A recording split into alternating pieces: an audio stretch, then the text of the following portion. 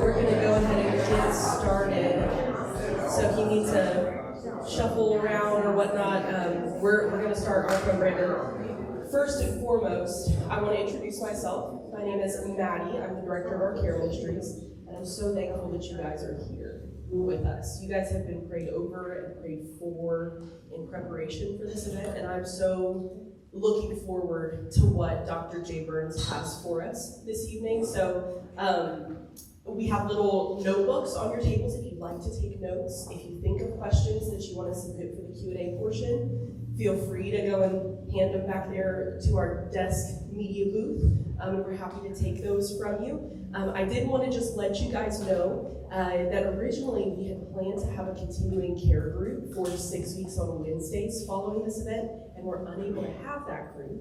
But I did want to let you know, if you guys kind of let me know, give me some feedback, if you do want to find a time to continue this conversation, right? To form a group, to pray together, to share together, to let me know, because I would love to help to get that going for you and plan something and kind of be your advocate for that.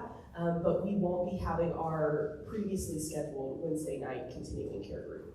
But if you have any questions about that, feel free to ask me. I'm happy to field any of those for you. So, with no further ado, I'd like to welcome up our speaker for the evening, Dr. J. Burns, and he is fantastic. He and his wife, Jenny, have been in Prodigal ministry for 14 years at WAYWARD Church, which is a good long while. And so we're so thankful to have you, and I'm going to hand it over to you, but can we get a warm welcome of applause for Dr. J. Burns this evening?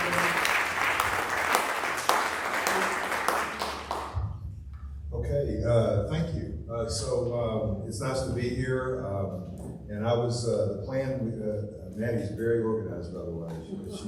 She was great, and gave us some real structure here tonight. So I'm happy to be here, and my wife, I want to introduce my wife, who she and I started the ministry. My son actually started it, but and then I actually want to also make sure I have a directional team that's we've been together for many years, and one of our directional leaders, Jim Word, is here, and it's pretty amazing he's here. I have to tell you, he's on Easter service. I'm going to tell the story. On Easter service, he had a little heart issue, and they put a defibrillator in the middle of the worship song on Easter. He got the first time that thing went off, and so I thought, well, he's not going to make it on Thursday, so he's here. And fortunately, there was no huge issue, and it means a lot. And Jim, thanks for being here. If you want to have somebody that's super wise, that's been with us from the start, he was one of the guys that helped us start it. So I wanted to recognize him. So I guess if you'll advance the slides, okay? Why don't we start with that first one? That's our logo, and we've been the way what I'm going to do is. I'm just going to tell you a little bit about how the ministry started, but what I'm also going to do is just tell you a little bit about our story for just a second. And we can do that for hopefully 15 or 20 minutes, and we'll take Q&A, and then I'm going to tell you how Prodigal is impacting my life today, and how I use it in my life.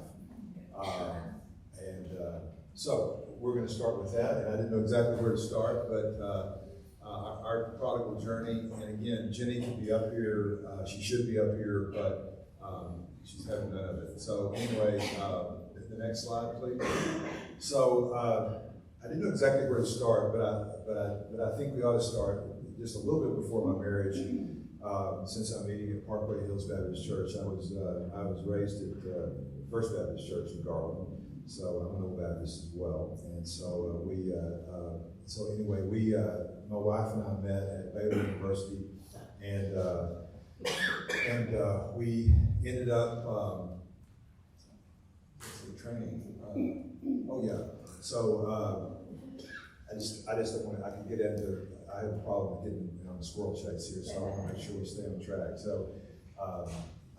So anyway, we got married at Baylor. We went off and trained at Salt Lake City. I'm a general surgeon and then a plastic surgeon, and taught at UT Southwestern for the last 20, 30 years. 30 years, and have a private practice here. But our training led us there, and we were trying to start a family. And the details of how we got our son, I think, is important for you to understand. Is that I think it was in my third or fourth year we decided to try to have children. And so we could get pregnant very easily, but keeping them was tough. And so we had 2 miscarriages in the second trimester late. It wasn't good at all. And so I still think that what probably happened is that one of my attendings wanted to take me fishing. I think he probably felt sorry for the guy that was going through, and his wife were going through all the troubles, and his name was Hugh Hogle, and he was going to take us out to go fishing, and a storm blew in, and usually a faculty member, which I've been for the last 30 years, he got credit for asking one of the residents out. He didn't have to do it, he should have just bolted, right? But he said, I'd like to take you and your wife out to dinner. So we went to that dinner on April 17th, 1984. Yeah, 1984, April 17th. And so we sat there all night and talked about adoption. He had 5 adopted kids. He was a Mormon. We were in Salt Lake City. Great guy. And we talked about adoption for all night. And there's no adoption in my family.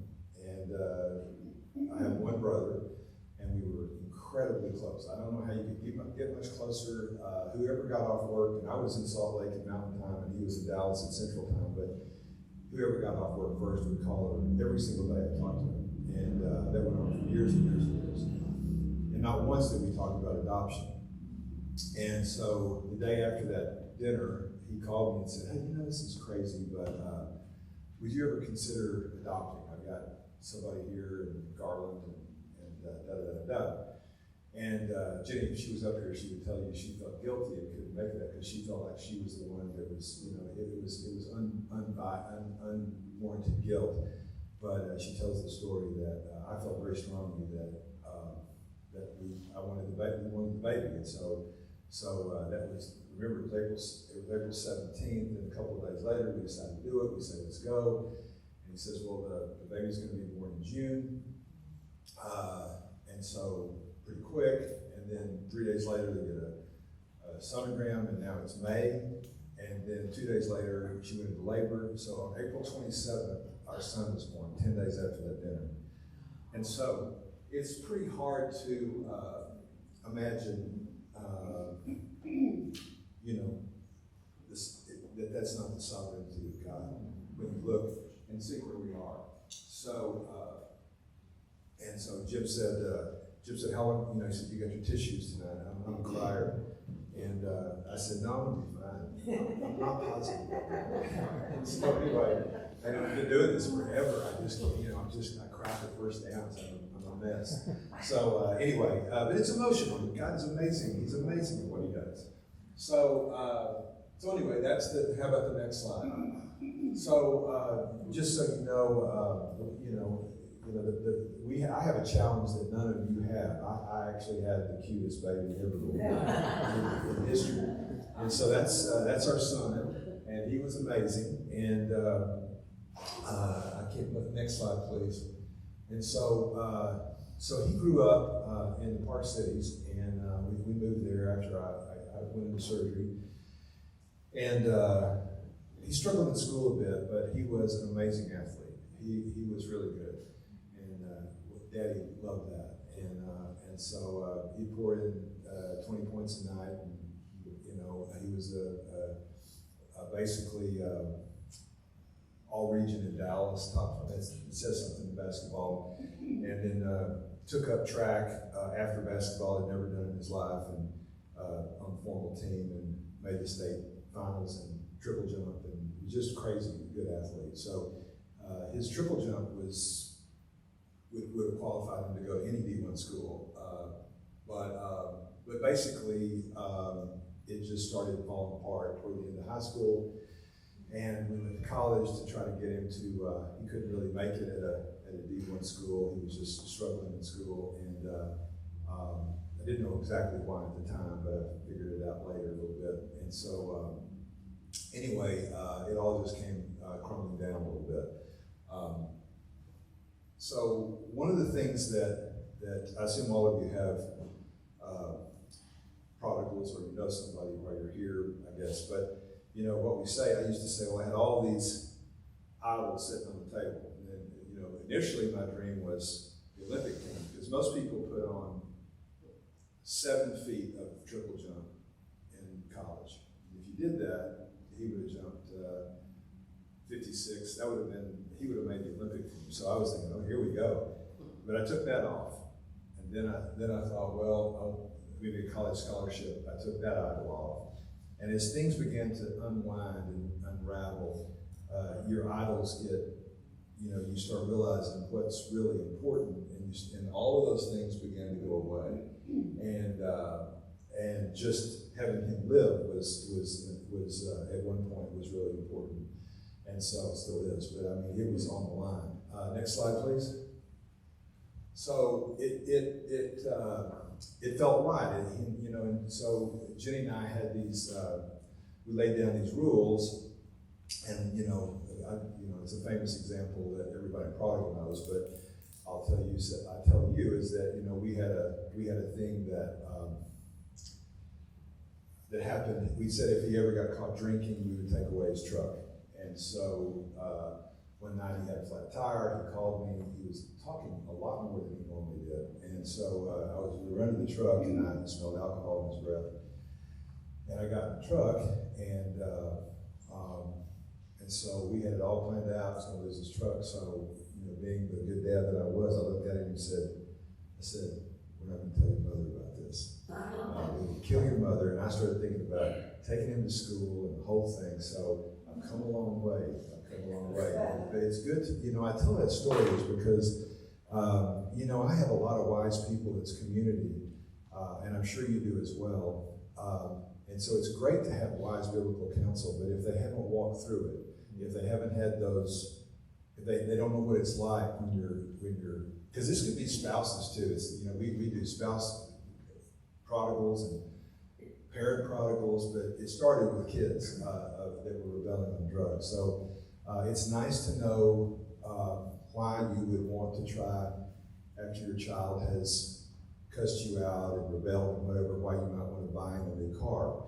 And so we get it. And so we say prodigal is safe because we understand the temptation to try to fix things by giving them gifts and winning them back over. So it's safe. You can come back. We're not going to say that you're crazy because we have been crazy ourselves. But it's also not comfortable. If you speak truth without letting them know that you love them, they're never going to hear it. But if you love someone without speaking the truth, it's not love. So it's safe, but it's comfortable in the ministry. And so we're going to tell you the truth. We assume that you have, if you come to Prodigal, we assume you have plenty of social engagements. You know, so, you know, we're going to, it's fun, they're great people, but we're here to try to give you some principles that we think will help you navigate your journey. So, you know, when I enabled him, and I was the enabler, I was, you know, I was kind of a wild one growing up. I didn't do anything crazy, but I did a lot of stuff. But I could cut it off and study and still became a doctor. And so I just didn't know what being an addict was when you couldn't cut it off. And so I looked the other way when I found things, and I thought Jenny was overreacting, and I'd come home from work, and it was just, I didn't even know the problem, you know, I was the enabler, and it felt right, you know, I had all these excuses. You just don't understand. He's adopted. He's the only black kid in an all-white school. He has ADD. He struggles with whatever. But, you know, that was my justification that there's a way that seems right to man, but at the end it leads to death. Next slide. So the beginning was when he was playing basketball at a D3 school, which also specialized in ADD. You know, I did what any surgeon that could, or any guy that had been blessed a little bit financially. I just started throwing money at it, right? I just got into the best college in the country for ADD, and I thought that would solve all the issues. And they also had a decent basketball team, they could play there too, and whatever. And then that just didn't work at all. And I don't know, prodigals, I just want to tell you that they always strike when you're on vacation. Always. So we were at our 25th anniversary in the Caribbean, and I got a call from his basketball coach, and I'll never forget that day. It was a bad day. And so we ended up coming back, and let's see, I'm trying to remember this exactly, but we had the intervention, babe, is that right? Yeah, so we realized that we had a talk with him, and we realized that he was, one of his friends, he came home for Easter, and one of his friends told us that he had used drugs that weekend that he was there. And he had promised that he would never do it, so I was devastated, and my pastor and one of the elders found out about it, and we went to a pretty famous meeting, a watershed meeting in our journey, Starbucks on Hillcrest, and our pastor encouraged us to do something dramatic and draw a line in the sand, and he had asked us, are you willing to stand over your son's grave? Because there's some things that are going to have to happen, and I can't promise you how it's going to turn out, but when's it going to stop if we don't do something? So it was rough. We cried all night, and then we had him, brought him home from Kids Across America, because I had at that time, he was out of college, and he was there working, and we thought doing well, but still using, we found out. So anyway, we had an intervention, and I had the pastor there, an elder, my family, all of which were strong believers, myself and my son. And that went on for quite a while, a couple hours at least. And when it was over, another important moment in my life is I'm not usually, when it was over, I thought, in my mind, I thought, well, I actually said out loud, that went well. I mean, he admitted to some things that I'd never heard, like pot smoking in high school and this, that, and the other, whatever. And everybody looked at me. He had gone at that point, and they looked at me like I was on another planet, like, were you at the same meeting? And I realized at that point, I looked around the room and I went, no, they all love me. They all are wise. I'm not used to being in a meeting where I'm the slow, I'm not brilliant, but I usually get it, and I'm not the one that is the butt of the joke. And I was, and I realized that day that I loved him so much, I couldn't make rational decisions. I was too emotional to do that. So the lesson I want to tell you, and you may have that, is that wise biblical community will save your prodigal's life if you'll listen to them, if they're the right community. So I made a pledge that I wouldn't make a decision that was critical about my son ever again without wise biblical counsel. And I've held that up for, 20 years now.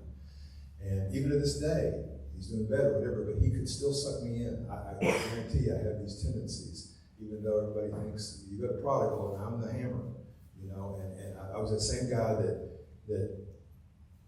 didn't take away his truck, but now I'm the hammer. They don't know that it takes 20 years in biblical counsel. So I'm going to talk about Ezekiel 33 later, but he ended up going to Wilderness Treatment Center, came back, next slide, and that's in the Wilderness Treatment Center. And those 5 days, how many have been to a treatment center with their prodigal?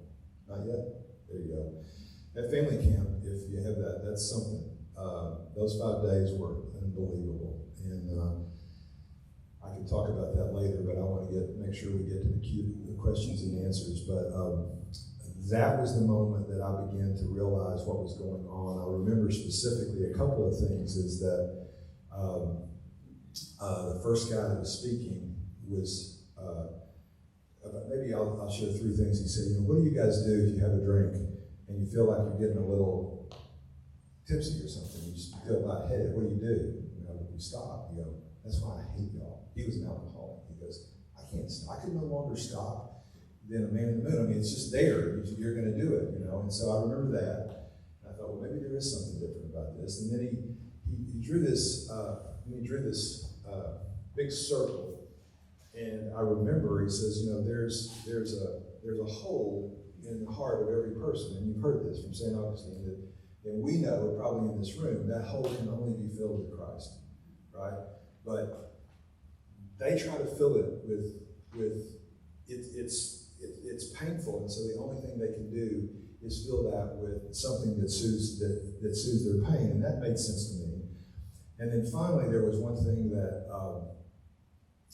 he did. He says, "This is your family," and it was a mobile, you know, it was stationary, you know, the one that goes over the beds or whatever.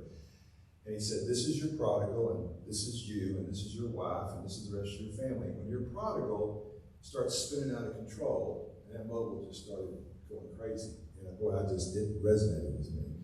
And then you all start trying to figure out ways to move in different positions that you're not meant to move to in order to stabilize the family. You start taking on these roles of hero and scapegoat and enabler and all of these things. And then, so I began to learn a ton about this, and I thought, you know, I don't run fast or jump high. God's given me the ability to kind of read things and understand it. So I was a doctor, and so it's maybe one of the talents I have. And so I began to pour in and to really try to figure this out and where I was wrong and those kind of things. And next slide. So, I think I covered all those. Next slide. And so, you know, I will tell you that I grew up in the Baptist church and I was baptized at an early age. But I don't think I was ever a bad guy. I think most people liked me and I was a good guy, but I was definitely not walking with Christ at all at the time. I knew all about him and whatever. So basically, realized that my kids were about 3 or 4 when we came back home to Dallas, and we were just raising them. And I just started my journey to faith is that I didn't go to the gutter.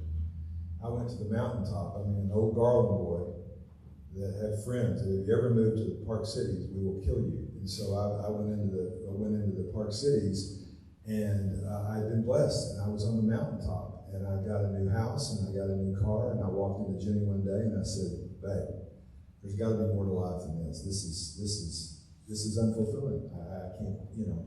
And so I had some friends that had been waiting for me to say that for a long time. I didn't realize they'd been praying for me. So I started my journey at the same time I started raising my kids. And my paradigm was the American dream, right? At that time, it was worldly success. It's what my dad wanted for me. You grow up and be a doctor, I'll be so proud of you, da-da-da-da. So I wanted the American dream and to have my son succeed. And the proper goal would have been for me to raise a responsible person that's walking with God. But I didn't know that at the time. I didn't have a purpose. I didn't have a mission. If we don't talk about that, Jim, remind me to talk about that. So next slide. So the tale at this point is 2 interrelated journeys. My wife and I came back after wilderness treatment. My son had several relapses, and I'm going to cut to the chase. We're going to see them this weekend. He's got 3 kids. He's held a job for 7 years, and it's not perfect. He hasn't owned a lot of the past, but we have a superficial relationship, and it's one day at a time, right? So you can take a little bit of a breath there. So, but again, it can happen with a prodigal. It can happen any day. You know, you just don't know. But at the same time, we came back, and there was no ministry. There was a lot of recovery ministries, but I couldn't find any ministry for the families that were Christian-based. And so we went to Al-Anon and Families Anonymous, right? We went to Families Anonymous. There's Narcotics Anonymous. There's Al-Anon, and we went to those things, and it was just like, we sat around a table, and they had 3 minutes to speak. If you've ever been in one of those, they had 3 minutes to speak, and it's a higher power, but it's not, they don't say Jesus. And you could read from this book. And so when we got through, we went around it, and everybody got up and left. And I went, wait, what are we doing? But how do we, I was a surgeon, and I don't, that's what interns do. They sit around and they talk about that stuff all the time. I want to break open the box, fix it, and go to the next patient. That's what I did. So I think that at this point, I was really on fire for the Lord as my friends had brought me along. And then I wanted something, I wanted to do something. So, but I didn't have time to do it at all. I mean, I had a busy surgical practice, and so the church would say, well, why don't you go talk to Jay and Jimmy? They seem like, they're not psycho killers, they seem like reasonable people. Why don't you just go talk to them? Surely they can help you. So we did, and we would go from house to house. Just imagine I would meet with each one of you, Jenny and I, and we had fun. We'd share a meal, and we would talk about some of the principles I'll talk tonight. It was never as solidly organized as what 15 years would do to it in a pressure cooker. But at the time, it was very similar in terms of control issues and how to love your prodigal and things like that. And we might even have 2 or 3 or 4 sessions and go to the next couple. But the problem was that 6 months after that, if the child showed up on the porch and it was 25 degrees outside and they need to come in, you let them in, And so people began to say, we need a touch every week. We need something, because this is, we have a guy that came through Prodigal, has one of the greatest sayings ever. He said, occasionally you can get the monkey off your back, but the circus never leaves town. And so it usually gets a joke when a prodigal family says, you just never know that it goes away. And so you might have a good week, but you might have a bad week. How can you go through something? So this weekly touch, I didn't have any time to do it, and our community group just said, hey, we really think you should do this. For a time such as this, would you pray about it? So it was put on our heart, and Jenny and I started that. We did a beta group. Jim was with us doing that, and then it launched formally in 2010. It's been doing it for 14 years now, officially, but probably 3 or 4 years before that with beta groups, and maybe another couple of years before that with meeting with families. Next slide. So the Prodigal Ministry was started, and I'm just going to go through this fairly quickly, is we had 5 core values that our hope was found in Jesus Christ. Our hope is in the person of Jesus Christ. And then the Bible is inerrant and the basis for all guidance and instruction. So I have a biblical worldview, and I don't apologize for it at all. One of my favorite talks, I don't know if it's my favorite, they're all my favorite, but I'll tell you, one of my favorite talks is the Bible true? Is it relevant for the world today? Because I have to fight my faith with really bright people every day, anesthesiologists and oncologists and whatever, and they just don't take it for granted. So studying apologetics to know that our faith is reasonable, and it is, and there's more and more about this. I'm getting off on a squirrel chase again, but I'm telling you, there's more about this with regard to the most recorded factual event in ancient history is the resurrection. There is nothing that supports it more. And so if that's true, then Jesus made the Bible relevant because of what he said about it. So everything we do is biblically guided. If you're welcome at Prodigal, if you're not a believer, we've had Mormons, we've had Muslims, we've had people, and we love them all. But the point is that husbands. So the point is that our purpose is to glorify God. The Bible is our rudder, and then these biblical truths are best processed, as I've said, in the context of community. And then finally, we this is probably the surgeon in me, but it's not just about information. You know, you can get in a holy huddle and be in a Bible study for years and years and years, but how are you going to make him go from Savior to Lord? To be transformed, not just informed, but transformed. And so those are our values. Next one, please. And our vision statement is to bring hope and peace to those in the midst of prodigal chaos through the applications of God's truth and the message of Jesus Christ, so that they may glorify God in all their circumstances. Next slide.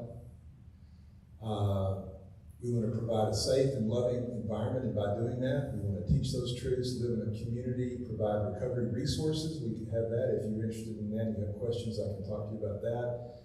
And then we want to model a healthy relationship with God that, in order to pull this off, it takes one thing. It takes trust. If you don't trust God, this is never going to work because it's just too scary. There's only one person that can sit on that throne. And if Jesus is not on it, you gotta go up there and sit on it. That's a heavy load. We've all been on that throne for a long time, and some of you probably are still on it. But until Jesus gets on it, there's really not a hope of turning this thing around. Okay, what's the next one? I think that's it. Okay, perfect. Thank you for your time, and we'll do that, and we'll wrap it up after that. All right, Maddie. Alrighty, y'all. We're actually going to take just a quick 5-minute break. We're going to have a little bit of an interview time with Jay, where I have some pretty targeted questions that I'm just going to kind of throw at you, and if you can answer for me. And then once we finish out these interview questions, we'll move to a Q&A with you guys. And I'm going to invite Miss Jenny Burns up here to take my spot so that she can kind of help in answering some of those questions. So, first question. Oh, yes, go. And I just want to really encourage you that if there's a question, you know, it's anonymous, and maybe slip it to Maddie or something. But now's not time to ask it. It's just there's no silly question, and if it's burning, you know, I would just encourage you to try to do that. So anyway, go ahead. Absolutely. So when it comes to having those really hard conversations with that loved one who's wandering or rebelling from God, what are some tips and strategies that you could give us to use to approach those conversations? Well, I'd say that there's several things, several answers that I wrote some things down, but it's been so cool. I've probably given over 500 lectures, and I've never given the same one, and I do the lecture, and then when I'm giving it, God just gives me something, right? So one of the things I would say is that, so I didn't write this down, this just came to me, is one of the things that I think helps people is that we have all these idioms, excuse my sense of humor, but we had a leader one time that said, you know, prodigals will always catch the slowest gazelle. In other words, so whichever parent runs the slowest, that's the one they're getting, right? And so the point is they'll get you in a corner and then ask you, you know, for something, and if they don't, you know, it's always got to be an emergency. And so one great tool is to say, hey, I love you so much that I don't trust myself. I've made bad decisions in the past. And so I'm going to talk about that with your mother, or I'm going to talk about that with your dad, and I'll get back to you because you deserve a good answer. And I haven't given you good answers in the past sometimes because I've been emotional and I'm worried about you. So I will get back to you on that. There's no critical time. They won't like it, but it'll be the beginning of the end for that move. And so that's one thing. The other thing that probably is the most common thing is if you're talking to your child, they just have a way of just escalating everything and making you angry. And anger just stops everything. It's a way to power up, stop the conversation. And so one of the greatest things is to, you know, we have a whole week on just anger alone. And guilt, if you haven't seen the curriculum. But so I would say that really try, and there's only one way you can do that is by proactively praying, in my opinion. If you're going to have a conversation, you know, that's coming up, then, you know, you just have to pray because humanly, this can't be done. You know, if you're a believer, the Holy Spirit lives in you, and I'm honestly over the last few years, that's been probably one of the things that I probably have not taken advantage of enough, that I just still feel that I can do it, and I can. And so I'd say call on the Holy Spirit, proactively pray about the conversation you need to have. How do you want me to do that? And that will usually de-escalate it. Initially, it just held my anger off for a few more minutes before I blew up. But once you get angry, it's over. And so try to think about that. And again, Jenny and Jim are out there as well. I would just say, if I'm forgetting anything, let me know. But you can't. I think prodigals will do. If you're having a hard conversation, right? That's what you were saying. Okay, so if you're not giving them what they want, they will go through every trick in the book to get it. They'll play good cop, and then they'll go bad cop on you, and then they'll threaten suicide. That's the ultimate thing that they'll do. And so most of the time, because when we were meeting with those couples, it just became crazy. I'd say, babe, how did we get onto suicide tonight, the first night we met these people? And then it happened every time we met them, because that's what parents are worried about. If your kids are doing drugs, you're worried about them living. And so, what I would say is, you can't control that. And finally, one day, in the initial Watermark News, we were in the Watermark News. If you come into the church bulletin, whatever it is, that Sunday there's a story about somebody from our church, and Jenny and I were on it. And at that time, my son was actually, actually doing decent enough to be interviewed in that, which was a moment in time. But one of the things, I'm glad that he didn't threaten suicide to me until later in my journey, until I had some tools, and he did it one day. And I cannot tell you how many times this has happened, but you know how Jesus says, you'll go before governments and you don't have to worry about what to say, I'll say it for you. I am telling you, I'm not weird, I don't handle snakes, I don't do all that stuff. But the point is, things come out of my mouth sometime over this journey, and I go, where did that come from? And he said, Dad, I'm just gonna go kill myself. And I said, well, if you do that, I'll never be the same. It will change my life forever. It will, but I can't stop you, man. You are stronger than me, you're faster than me. I can't keep you from doing it, and I will be changed, and I will miss you. But I'm gonna tell you something.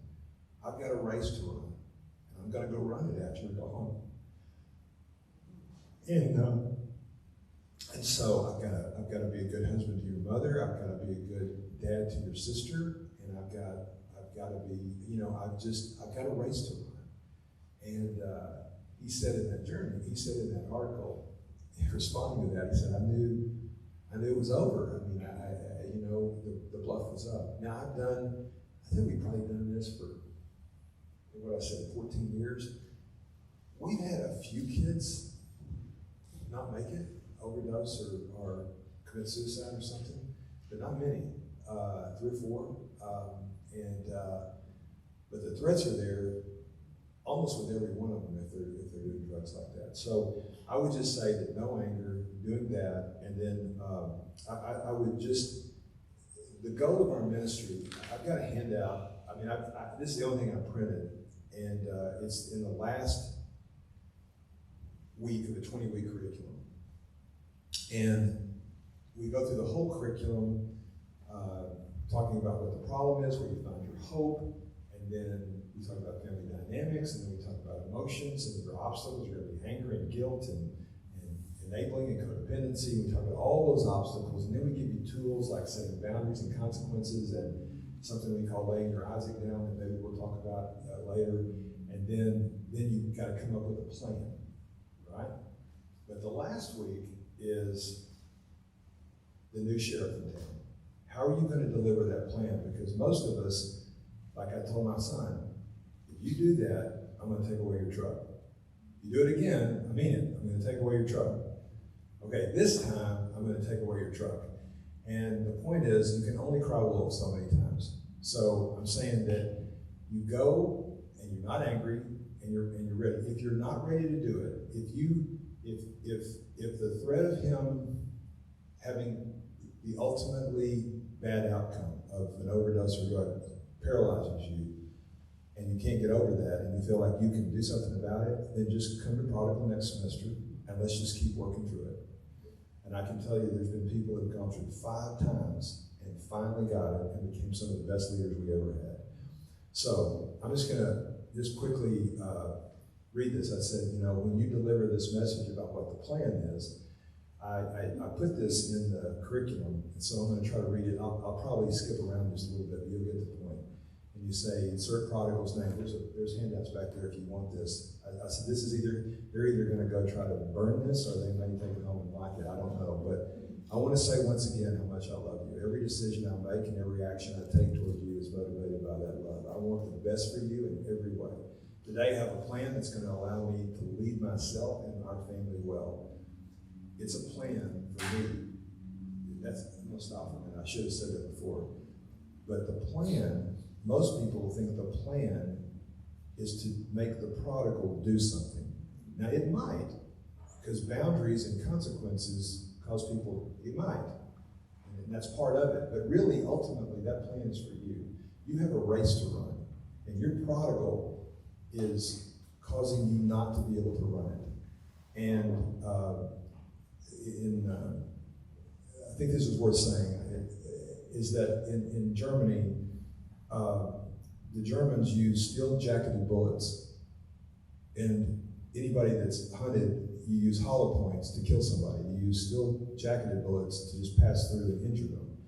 Because the Germans knew if you injured them, you tie up 3 people. You tie up the one injured and the 2 people carrying them. And that's very much like Prodigal, is that you have someone injured and it takes both parents to carry them around. If you're doing that, you cannot go fight the battle. You cannot go fight the battle and run the race that God has you to do. So, this plan's for me. First and foremost, it's a plan that I need in order to restore order and alleviate the chaos that's consuming my life. I can't control your response to this plan, but I believe my plan will provide you with the best opportunity to succeed and flourish. It's a wise plan, one which I process with biblical community and like-minded friends who've experienced similar chaos themselves. So before we discuss the plan, I want to say something. I truly and sincerely ask for your forgiveness for the way that I have parented and treated you so far. At times I've been angry, and I'm worried that I may have given you the impression that I didn't trust that God was in control. I wouldn't blame you if you questioned the authenticity of my faith, as I have not done a good job so far in our journey together of trusting God and being obedient to Him. In fact, I've often failed to follow the very principles of faith and trust in God that I've urged you to follow. I've forgotten that you're God's gift to me and that I'm simply here to care for and protect you. I'm responsible for teaching you about God and His holiness, goodness, love, and grace. And when I've done that, I'm obligated to give you back to Him. But I see that I've been holding on too tight because I love you so much. I've let you become an idol to me. I've placed my relationship with you above my relationship with God. And I've acted like God couldn't protect you as well as I could. How silly and misguided. He created you.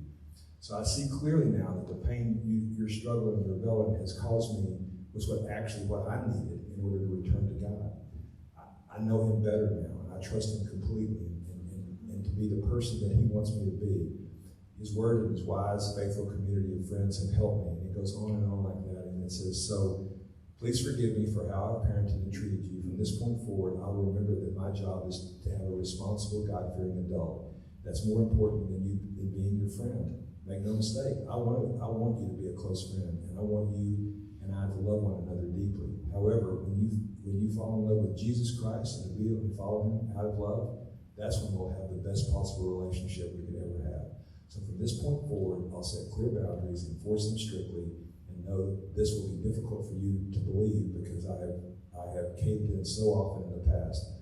But this time there's a new sheriff in town, and you ask him to respond to the will you forgive me. So it doesn't have to be exactly like that, but you kind of get a tone that if you're going to do it, he's going to realize that something's up. You've either been to a conference or you've talked to a bald-headed guy from Watermark or something. But the point is when you go and you're not angry, and you don't escalate, and you ask for forgiveness for doing those things and not modeling God, I think the rest of the questions won't be this long of an answer. We won't be here all night, so forgive me. But it's really important. It's a really important question, and so I'm hoping that gives you a little bit of feel for how you might go about it. Thank you. Yeah, and we do have copies of what he read if you want to grab one on the way out, because that's some great material. Can you talk with me a little bit about the balance that is necessary for us to find between expressing that unconditional, quote, Christ-like love, right, but also setting those healthy boundaries and not falling into the trap of enabling the person that we do love so dearly, but need to have those boundaries for. I would say that if this was Prodigal, and I'd use those doors because we're in Prodigal now, if you're in WAYWARD, you're coming through and say, when you walk through those doors for the first time to come into this ministry, you probably want two things. You want a plan. You want a plan to eliminate the chaos and to get peace back in your house. And you want to know what loving your prodigal looks like. And how do I love him? How do I do those things? So that's a great question. And I would just say that the confusing thing is that Christian love and enabling on the outside looks pretty close. They're not.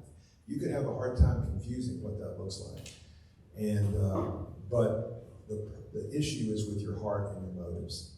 And if this enabling and this what looks like Christian love, like I'm going to forgive him, I'm going to, despite the fact that he stole my purse, last week, I'm going to go ahead and give him his allowance this week, because God forgave me and I want to forgive him.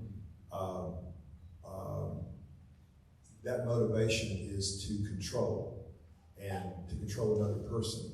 But if your Christian love is for, you see my point. It's the motivation behind that. So setting those boundaries is love. And so I always, there's a million places we go, but people that know me know that I'll be here all night telling you why.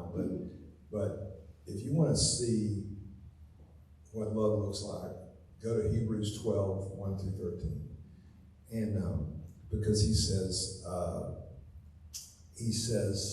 I won't start with the verse 3. I'll probably put the whole thing for the night's over. But it's the longest verses I've tried to memorize. But in those, there's several verses that show you what love like. He says, and you've forgotten that word of encouragement that treats you like sons. My son, do not make light of the Lord's discipline, for he disciplines those he loves, and he punishes those, who he loves. And it says, endure hardship as discipline. God is treating you as sons. And so what I would say is that it's truth and grace, right? It's some people say, oh, I'm a truth guy, or I'm a grace guy. No. God says you're 100% grace and 100% truth. It's both. It's the both and. And so I would just say that truth is loving someone. And so you have to keep that in mind when you're having those conversations, that telling him, minimizing his issues, rescuing him from consequences, tells him several things.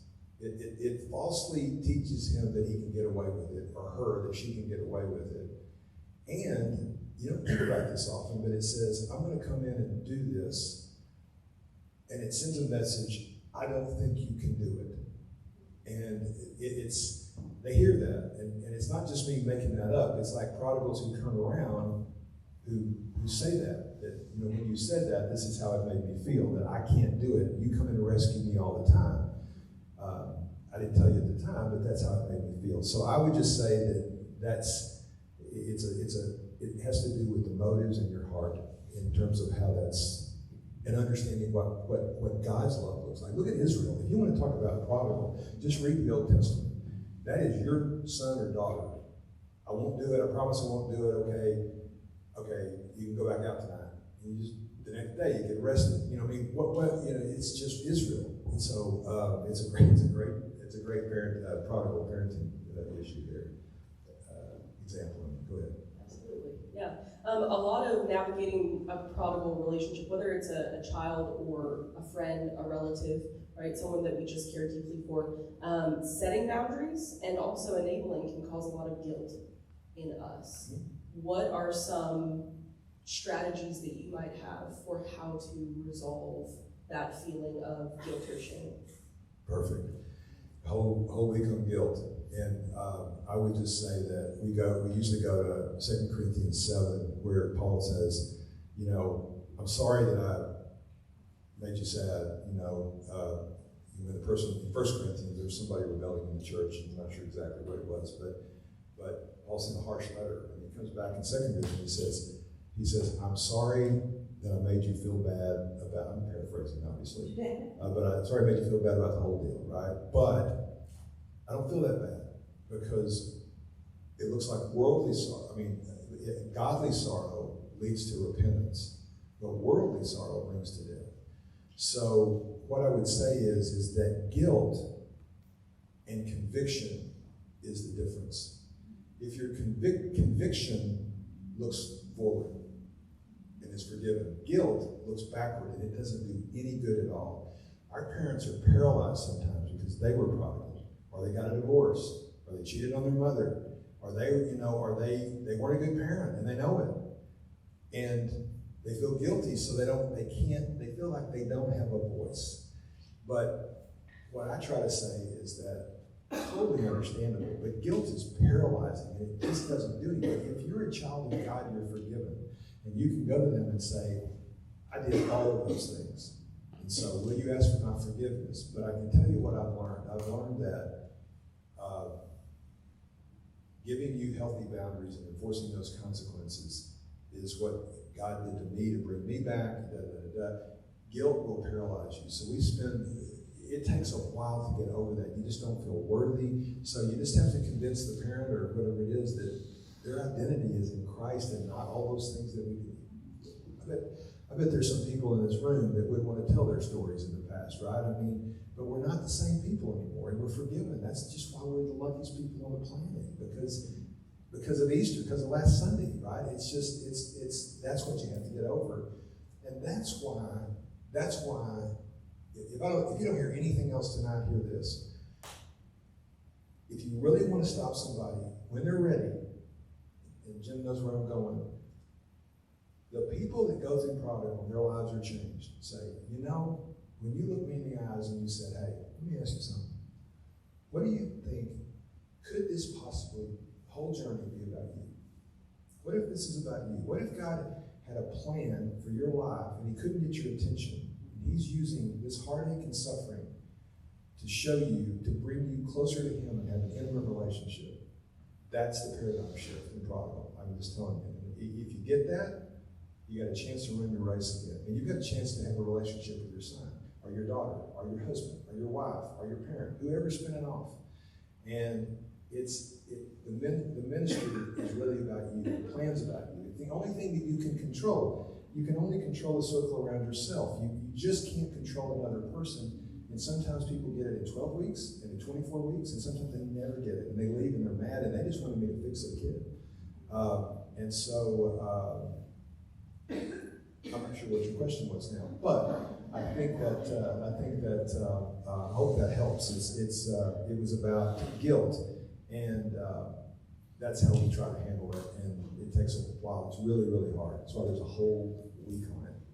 Just that one emotion. Absolutely, thank you. And what advice would you have for those of us who's prodigal, right? Might not be entirely rebelling, like struggling with addiction or anything like that, but maybe it's just struggling with apathy towards the faith, towards God, towards his word. Well, I'm a Texan and I tell stories. You remember stories better. So one time I'll answer that with a story. One time I was at a newcomer with 12 people, sorry. And it was one of those nights that it was a Jerry Springer show. Okay, and it was just insane. Just the stories you hear, you do not need reality TV. You just need to go to the newcomers group and Prodigal. And some of you have those stories. Things you can't even imagine. And that night was one of those. I'm talking about drug addiction, threatened suicide, doing CPR on your kid. It was insane. And this guy at the end says, I don't know that I'm supposed to be here. You know, he says, I got one kid, I got two sons. One of them goes to MIT and one of them goes to Harvard. But they're atheists. They were raised in the church, they don't believe in the Lord, and it's breaking my heart. And I'm telling you, that moved me because he came because of that. Now, I mean, that says something, because those two people are exactly in the same boat Jeffrey Dahmer's in, right? They're both lost, you know, and it looks more dramatic, but it's the same outcome. And so I would tell you that we have people all the time that come and just go, you know, I'm just heartbroken, I don't know what to do. And so, you know, our biggest issue is, right now, the number one thing that walks through our door is LGBTQ, trans. That's the number one thing we see. And the problem with that one is that they don't have a body that's a parent right now. They have a community that welcomes them when their parents don't. They welcomes when some churches don't. And it's really challenging. So it's the same principles. You have to love them and call them to repentance. And you have to stay there. It's a long race and it's a long obedience. And you just have to pray that God's going to show up. But you still have to go run your race. It'd be like if your parents were worried about you, you'd say, hey, this is not your deal. Don't worry about it. You know, the point is, it's hard to see them going over a cliff, but you love them, you speak truth, you try to have as good a relationship as you can, and you hope that you model it well enough that it's attractive and it's no wrong to them. I don't know a better answer than that. I love the analogy of running your own race and really keeping your eyes fixed on Christ, even in the midst of chaos. Yep. So you already shared a few of these, but I wanted to give you an opportunity to share with us some intentional points of prayer and scripture around praying over the prodigals in our lives. Yeah, I'd be glad to. If you want to take some notes, there's about 6, 7, 8. There's actually 16 scriptures, but I'm going to tell you about 7 that have really, all leaders need to know these and shape their ministry. And I'm going to go first to Ezekiel 33. This was the one that got me. Let me go find it real quick. Right after Ezekiel 32. There you go. Got it. That's my wise counsel over there. Right before Ezekiel 34. Yeah.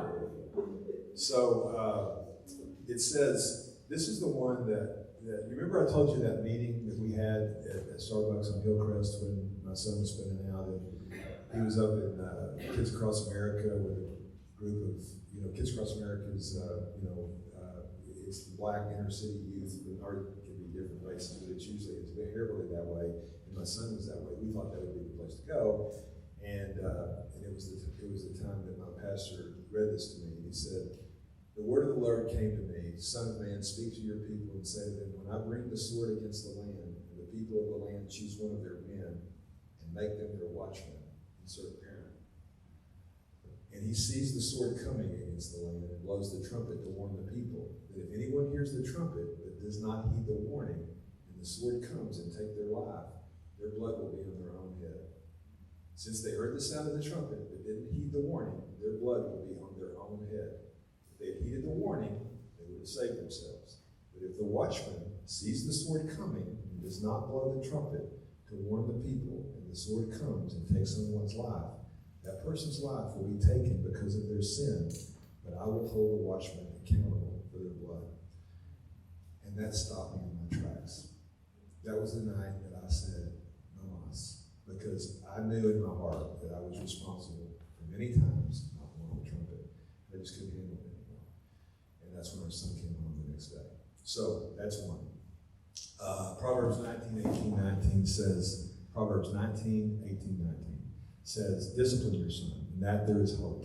Do not be a willing party to his death." Now, a hot-tempered man, do not rescue a hot-tempered man. If you do it, you'll just have to do it again. So the point is, think about the power in that verse.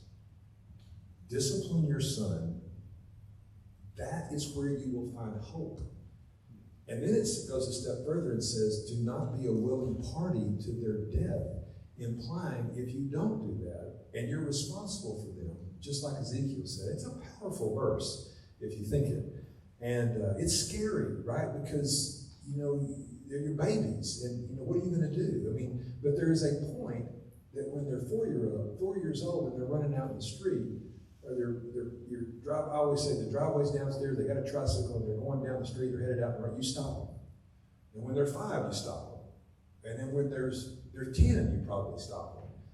And you're getting tired of it, but somewhere around 22, you got to say, you know what, maybe I hope you don't die, but maybe you need to get bruised up a bit in order to stop going down this driveway. And so you got to blow the horn. Then Proverbs 29:15, if you remember Proverbs 29, these are the odd verses between 15 and 21. 15, 17, 19, and 21. 15 says, the rod of discipline imparts wisdom, and a child who is left to himself disgraces his mother. Proverbs 29:17 says, discipline your child, help me Jim, discipline your child, discipline your child, and he will bring you peace. He will be a delight to your heart. Proverbs 29:19 is maybe one of my favorites. It says, a servant or a child cannot be corrected by mere words. Though they understand, they will not respond. Now, I'm getting a lot of nodded heads in this room right now. I tell people, like you guys, as you can tell, I'm verbose. I love to communicate. I mean, my wife would love to drop my computer in the lake. But I wrote my son so many emails that was going to change his life. I mean, if you need some, I've got a whole folder. Please don't write them. Just tell me what the topic is, and I'll email it to you. And then later in my life, my son said, Dad, I just got to tell you, I'd see that email, and it just went on. And if I saw it was over 2 or 3 sentences, I just hit delete. And I'd spend weeks on it. A servant can be corrected by mere words, though they understand, they will not respond. They need consequences. It's Galatians 7. It's the reaping and the sowing. Anytime you can give your child or your spouse or whatever it is, different in a covenant relationship, and we talk about that, but you want them to reap what they sow as much as you possibly can. So, and then finally, Psalms 119:71 says,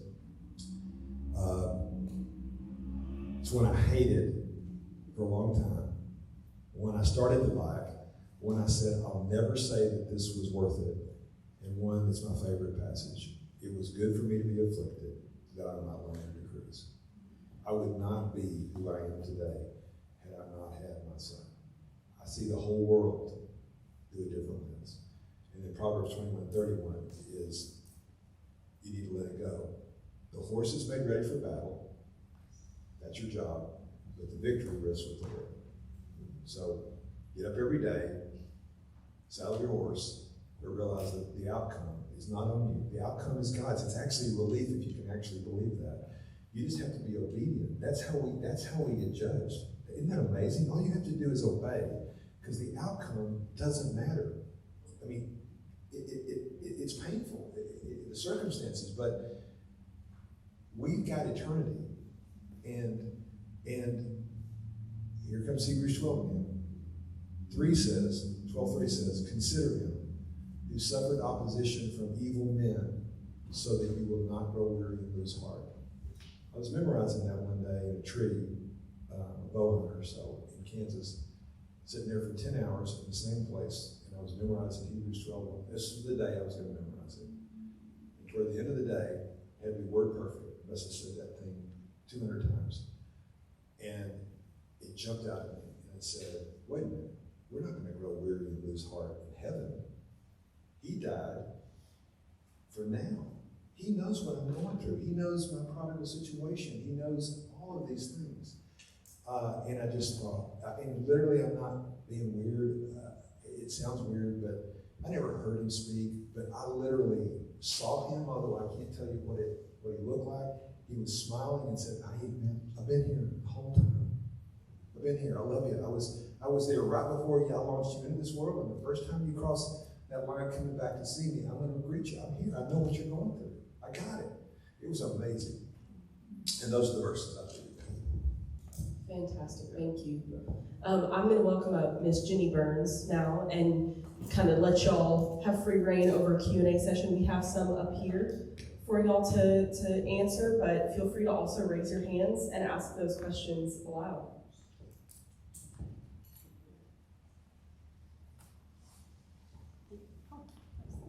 So, babe, I'm going to let you take this one. It says, you mentioned laying your Isaac down. What does that mean in relation to my prodigal?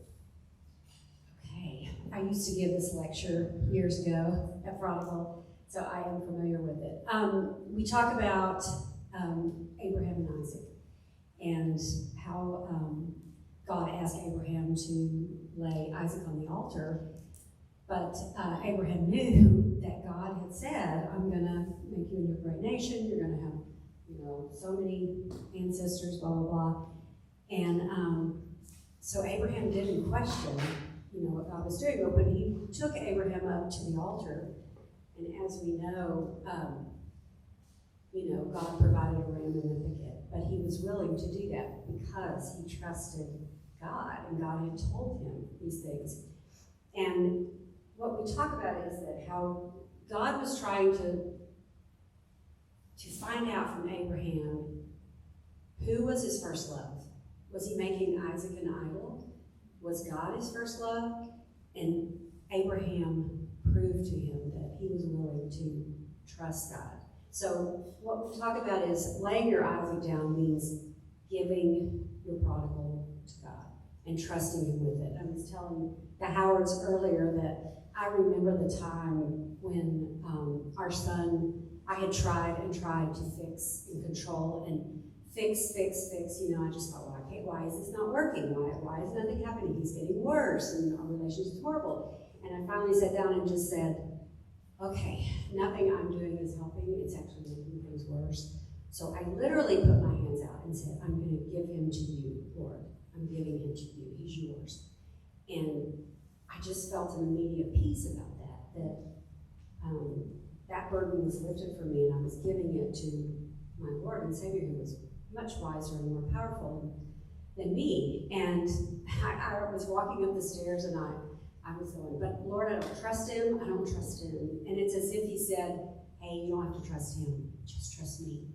And from that moment on, I did. And as Jay said, that's the whole key, is trusting. And that's the whole thing behind laying your Isaac down, is just giving them to the Lord and trusting him with them.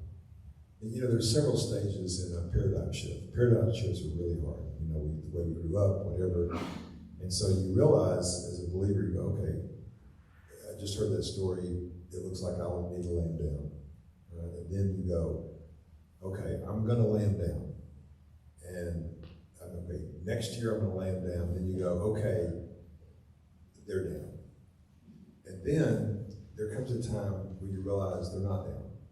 And then you finally lay them down. And I'm telling you, it is an amazing thing. Jenny, I'm going to follow that up with something. I'm going to tell you the quote that allowed me on a porch when I was studying for the Prodigal and writing the original curriculum before it was ever a ministry, that I came across in a book, and I laid my son down, and I've never picked him back up again. But I'm going to read that to you. But while I'm doing that, Jenny, there's a question that says, what do I do if my prodigal is hostile to me? Aren't they all? Hostile meaning physically?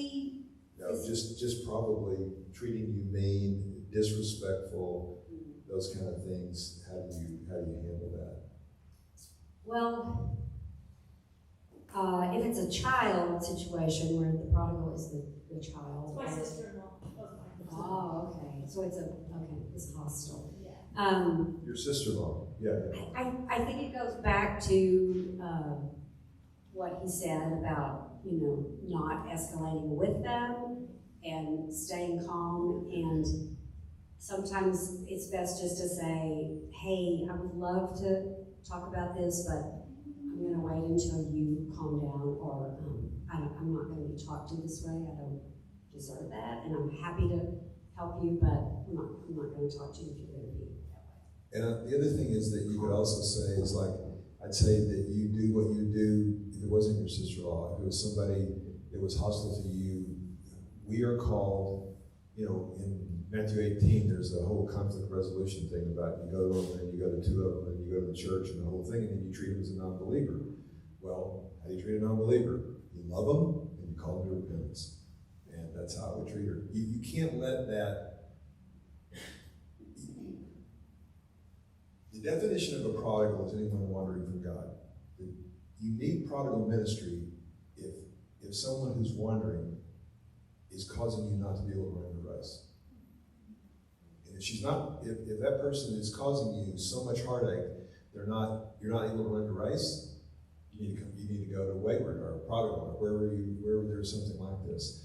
So I was going to tell you about letting go. Jenny told you her story. My story was, I was reading this book. I can't remember the name of it. I can see the cover, but it says the first book we read. Maybe it's called The Prodigal, yeah. And I read it. It's not scripture. It's written by a guy named a philosopher named Frederick Buechner. But he says, of the 7 deadly sins, anger is possibly the most fun. To lick your wounds, to smack your lips over grievances long past, to roll over your tongue, the prospects of bitter confrontation still to come, to savor to the last toothsome morsel both the pain you are given and the pain you are giving back. In many ways, it's a feast fit for a king. The chief drawback is that what you're wolfing down is yourself. The skeleton at the feast is you. And I read that, and I'm telling you, I had said that I'd laid it down. I had said all that, and I realized, you know what? I haven't admitted to myself how angry I am at him. And he's out partying. He has no idea. He has not a clue. And I mean, it was almost like salvation for me when I accepted Christ. But it was, you could feel that I just said, you know what? He's gone. I can't do this. I can't run my race. And so it may be something different with each of you. I do want to, go ahead. I was going to say. I'm going to Oh, yeah. go a little bit deeper on the rainbow sister-in-law. Yeah. What would be some good boundaries and consequences for her to consider for a relative that, I assume it's verbal violence, verbal abuse? What would be some good boundaries and consequences, do you think, for her? Well, yeah, I would say that, it's actually a mixture of both. You want to love them, how do you do that? And I think that Jenny saying, hey, I love you, I would love a relationship with you, but I'm going to go run my race. You can't, I'm not going to let you talk to me that way, or X is going to happen. We'd have to walk through that. It's almost like when we set boundaries, when we talk to parents, we go, what is it the two of you can get on the same page about? Is it taking texting away from their phone? Is it taking data away from their phone? Or is it taking away the phone? I mean, and honestly, any of those are actually a good start, but you got to be able to agree to do it together. And so when you got to figure out what it looks like what a boundary is in terms of what she's doing, how's it interfering with your life, how can we stop that? When we talk about setting boundaries or coming up with a plan, you say, you fill these buckets like what are the things that they love? What are the things you're providing? And what are they, so what are you doing? And then what can be the consequence? In other words, you've got to take away not the things that you love, but the things that they love. And then you've got to have a hierarchy there. So it works all the way up to the point that you just have to, the nuclear consequence for a child is to say, okay, you're on your own. I've done everything I know to do. And that's the nuclear consequence. It's tough. Anyway. Jim, were you thinking of together? Well, I think because what is needed is, as in people that are created in the image of God, there must be a mutual respect on that. Right. Someone that's attacking, they lack that respect, and so you have to set that boundary. If I feel like you're not respecting my boundaries for this happening, you come to our house, then there's gonna have to be separation, there's gonna have to be distance. That's just the consequence. So if I'm gonna leave, or you're gonna leave, since it's my house, you get to leave. But I mean, you just kind of have to have those conversations when everybody is clothed in their right mind, because you can't have the conversations when everything's crazy, right? But it's thinking through, what do I need from this person that you're not giving me, and then setting some boundaries. And that's why the fact that we do Prodigal in the context of the Christian community, people that are biblically literate, spirit-filled, they give you a lot better advice than just take them out. Yeah, and if they're a believer, because sometimes they are. Sometimes they're, believers have blind spots, for sure. And that's a shocker here, but they do. And so, having an intervention in certain places where you are you can call it whatever you want to, but working through conflict, you address it individually, then you bring someone else that hopefully they respect, and would be a good arbiter. Or you widen the circle and say, would you be willing to walk through this? Your relationship's so important to me, and it's breaking my heart. Can we walk through that with wise counsel? And I want to know what I've done. If I really have done something, maybe I've got the blind spot. But when you go into conflict resolution with the goal to win, it's the wrong approach. It's how can we get reconciliation, and what do I need to learn through it? How can conflict resolution is an opportunity to glorify God. And it's not fun at all. But boy, when it works, Jim and I worked together for many, many years on the community team, long before we had a Prodigal. We went into homes all the time and dealt with conflict issues. And I'll tell you, I loved it because it wasn't my family. But the point is that I loved it because it was an opportunity to glorify God. And I always used to say, you were so close. If you can push through this, your relationship is going to be so solid if you can push through this. So I'd love to help you push through this and figure out so you can gain ground. Because if you get through this, you'll have a bond. And that's happened in my life with people we push through with conflict. But it's just a matter of how you approach it. So we're running up against the hour. And I just want to answer the two things real quick. How does codependency impact our relationship with our prodigal? A lot. It's idol worship. It's you getting relevance out of their trouble because you can go in and be their savior, and so it's just messed up, and it's very, very common, and you gain value. So what I would say is how we address that is to go back to what is your real identity. Your identity is really can't be in another person or saving them or distracting and whatever. If they get well, your life is a mess. So it's almost beneficial if they just stay in chaos so you don't have to deal with the realities. All those kind of things we see all the time. So we address it that way. Also, wouldn't you say the 2-4? Yeah. We have a document called a 2 and 4, like you're responsible to your prodigal, but not for your prodigal. Not if they're 4 years old, you are. But if it's an adult, anyone, you're not responsible for them. So, because if you're responsible for them, you're controlling, you're exhausted, you're caught up in everything. If you're responsible to them, you are just loving them, encouraging them. You're empathetic. And then you have a peace about you because you're not responsible for them, just to them. So that's also. In fact, that 2 and 4 document, Maddie, I really hooked on to Maddie. So I get that people call you that. So I can mail you the 2 and 4 document. It's probably the most important document. You have one document you have. I think you all would love that document. So I'll email it to Maddie, and if you can let her know. And then finally, why is a purpose statement crucial?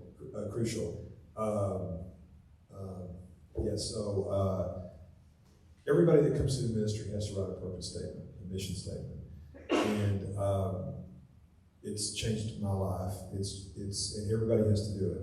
Because if you're coming and asking me for advice, I say, okay, what's your purpose? What's your mission statement? And I had a mom come. We'd come with a couple of 3 weeks of newcomer meetings. So she came one week and she heard all the deal, and then she got excited. So she went home and she was going to be Mom of the Year the next week. And I said, so what happened? How'd your week go? She said, well, my child went down and got on went to the bus station and ran away from home. She's going to my sister's in California. What did you do? Well, I went there and I just couldn't stand the thought of her being on a bus across there. So I went to the airport, bought her a plane ticket, and got her there because I just couldn't stand her being on a bus with all those people or whatever. And I said,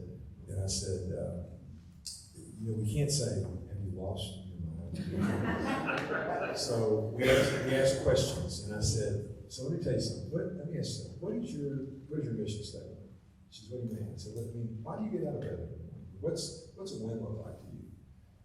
And she was being lighthearted until I asked her that. And then she broke down in tears and she said, I just want to be the best mom and I want to be your friend. And I said, you know what? If that's your mission statement, I can totally see why you bought that plane ticket. But hopefully if you stick around here, I'd love to work with you and see what your purpose and mission statement is. Because if it's to glorify God, it looks different than that. And so the mission statement, purpose statement is amazing. And I don't know, Maddie, I mean, I don't want to keep you guys here late. Are there any stories, I'm sorry, any questions that yes ma'am?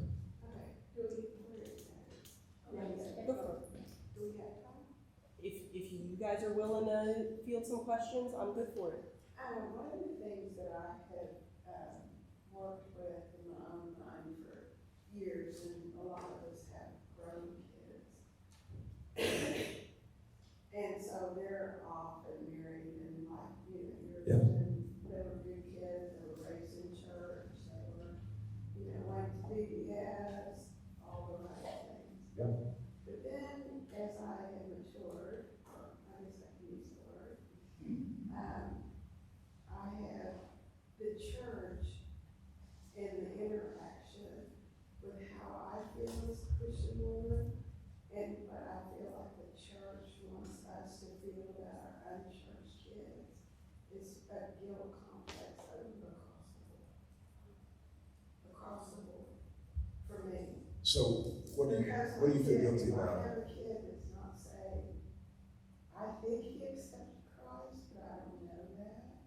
He was raised in the church, but he's decided not to go that way with his family. I don't know all the detail. But he lives in a very liberal state. They don't have a church on every corner like we do, although he was raised here. But then, every Sunday, are your kids saved? Are your kids going to go and be with Christ? Are your kids this? Are your kids? It is a guilt complex for a mother up to here, for me. So let me ask you this. So imagine that you are face to face with Jesus one day in eternity, and he says, hey, what was your first name again? Mary. Good name in heaven, by the way. So he says, hey Mary, you know, thank you. You raised him right. You were in the church. You weren't a perfect mom. You might have, you did everything right. You know, you weren't perfect, but according to all the people in the world and raising kids, you gave them all the financial wherewithal. You gave them an education. You told them about Jesus, you modeled it, you went to church yourself, and so, come on in. And you would say, but I feel so guilty that it didn't turn out well. And he But goes, the church tells you that your kids will not go to heaven if they have not accepted Christ as their Savior. well, that's true. I know. But the point is, you can feel sad about that, but you don't have to feel guilty, because your job is obedience. God says, I bet most people in here could give you scriptures talking about it's not about the outcome. You can't control the outcome. That's God's deal. I don't know why he hardened Pharaoh's heart. That seems kind of crazy to me. I would love for Pharaoh to come around, and who knows? But it says I hardened his heart for a day such as this. And why did he? It's crazy. My life verse is Colossians 1 Colossians, oh my gosh, 9 through 1, 1 Colossians 1, 9 through 11, it says, may God fill you with the knowledge of his will, so that you may walk worthy of the Lord and please him in every way, bearing fruit in every good work, growing in the knowledge of him, being strengthened with all power according to his glorious might, wait for it, so that you would have great endurance and patience with joy in all circumstances. That's what we're supposed to be doing. It says we can be sad. We can break our hearts because this world is broken, like Job. But we're not responsible for the outcome. Prodigal is for you because you're struggling with it. You know, you struggle with Proverbs 22:6, train up a child in the way he should go, and in the end he will not depart from it. That's a proverb. It's kind of true, but it's not the truth. It's kind of a parable, right? And so you have trained him up in the way to go, and it's not your fault. You can let that go, and I pray that, you know, if you have friends here, they ought to pray for you to let that go, because you need to go run your race, and it seems like to me it's hamstringing you. And that's it's hamstringing me. It's just that when you hear the same thing over and over and over again, and you really do pray that, and I won't do a good job. I mean, I can say that, and I know what I did and what I didn't do. Yeah. My allergies are typical. But then when you're also a member of a church that's what you hear all the time, it just always kind of lingers over you a little bit. Like it's just kind of drifting off of you a little bit. Like I want to let it go. I know I'm not responsible. Look, he's 40 years old. Let me go. Yeah. You know, he's been out for a long time. Yeah. But it's me dealing with what the church says about it, and me dealing with, I don't even know that it's guilty. I don't know that I feel guilty, but I want my kids to be in heaven just like you want your kids to be. Right. I mean, all of us do. I'm not looking forward to my son not being with me at all, and my grandkids. Right. I mean, we pray for our grandkids all the time. Yeah. If your kids are saying that I don't want that to be a part of my life right now, then, I mean, it's not like you're gonna bring it up at dinner every Monday, you know, when you're with them, since you're not hardly ever with them. Yeah. Well, Mary, I think there are very few families in this church. Very few what? There are very few families in this church that don't look back and go, why is my kid in church? I have one. But she doesn't go to church anymore. She's an adult. Well, that pains me, but I was that girl. Yeah. For 10 years of my life. I was a bad girl. I just, when I got out on my own, I just didn't make it a priority, and I got used to not going, and I didn't care. Right. Eventually, my character was everything. Yeah. But they didn't prod me. Every time they talked to me, they weren't going, you know you can go to church. They just loved me. Yeah. But I saw what they did in their life, and God got a hold of me when I started having kids. Yeah, I would say So it's it's in his Yeah, I'm not time. doubting that won't happen. I'll be standing, you know, dancing on the table. right. And I really do stand in faith on that topic. I don't even doubt, the faith part of me is real strong on that God will bring that to come to pass. Right. But I think it's just the lingering conversation that you hear weekly in church. Well, I'm going to say something, you know, but I would say that when they stop talking about the gospel, I'd leave that church. So the fact is that it's just the truth. It's not the church saying. The church saying is because that's what God says to say. He says, go and make disciples of all men and preach the gospel. So it's going to, I pray it still happens in your church, but I pray that you can realize that it is a long race, and God, you got to trust God for the outcome, and you've done all you can do. As a pastor for over 35 years, I would say that not every message you hear is for you. But you assume that it is. That's right. That's why we have recovery ministry now. I would say, not every message is for me, so I pray for those young couples that may be hearing that for the very first time, that need to be spurred on to do that. You don't need to hear that message, but obviously, Jay said, if it's on the part of the elders and the pastors and leadership, that is a good thing. And just pray for those that it applies to, and that there are many that it does apply to. So I'm gonna wrap it up. I think I can wrap up what I was gonna say in a short order. Jenny's probably rolling her eyes right now, but I would say that all I just want to tell you is I wanted you to know that when you're going through prodigal situation, it looks like that is the center point of your life. But I would tell you that it is just one of the troubles that God promised us. And the things, I can tell you that, I know that I speak for Jenny, that I just don't know I don't know who I would be if I hadn't gone through this. When this happened to me, I was a full-time worship leader in another church. I was a deacon, and Garland, I will tell you, I wasn't cocky. I thought, hey, doing pretty good in this Christian life thing. And then Prodigal happened, and I'm living proof of none of this. I mean, I'm a control freak. I'm a surgeon. Everything has to be exactly the same. I don't do anything without planning. And this is the one thing that has scared me to death, because people's lives are at stake.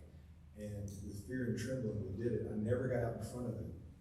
And we've had hundreds and hundreds of families, and I get to do this. He had such a greater plan for me, and if I hadn't had a son that spun off, I would have never had it. And so what he did is he grew me to the point that I trusted him. And then I lost my practice. I lost my financial security. This is all in the last 4 years.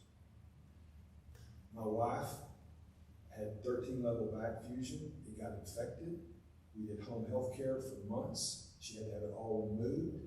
Her body changed. It was incredibly painful.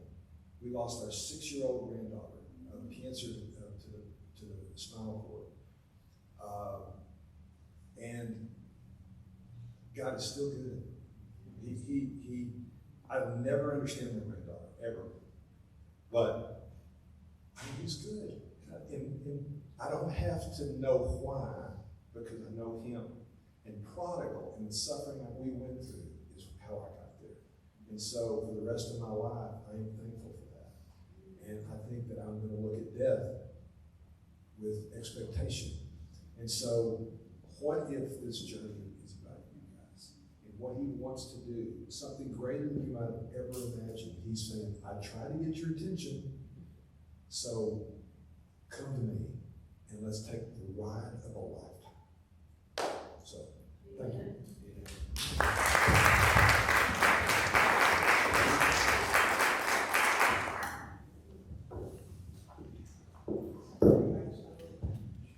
All right.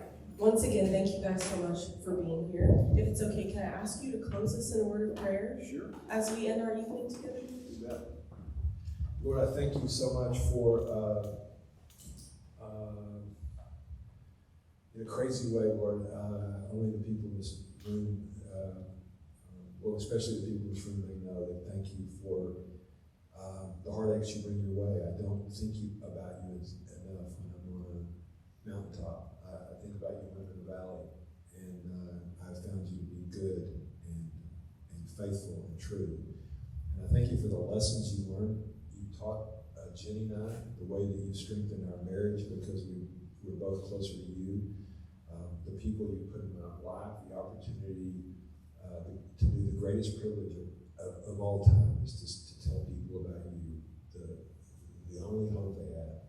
So Lord, I pray for the people in this room. Pray for Maddie as she oversees the ministries here, and I pray for every person in this room that's here for a reason.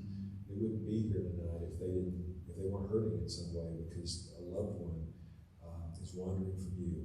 And so I just pray that they would know that you're the only person, or the only being that loves them more than they do, and that you've got it. You've got the outcome, and I pray that they would just focus on being obedient, which is so much easier than controlling an outcome of another person. So Lord, I just thank you for your word that guides us. I thank you for community, wise counsel. Let us call upon that as we navigate these difficult situations. And I thank you for the power of prayer and the Holy Spirit that lives within us. Let us call upon that as we navigate these difficult times. Let us use the principles that you give us as we go forth each week, and use it in our home,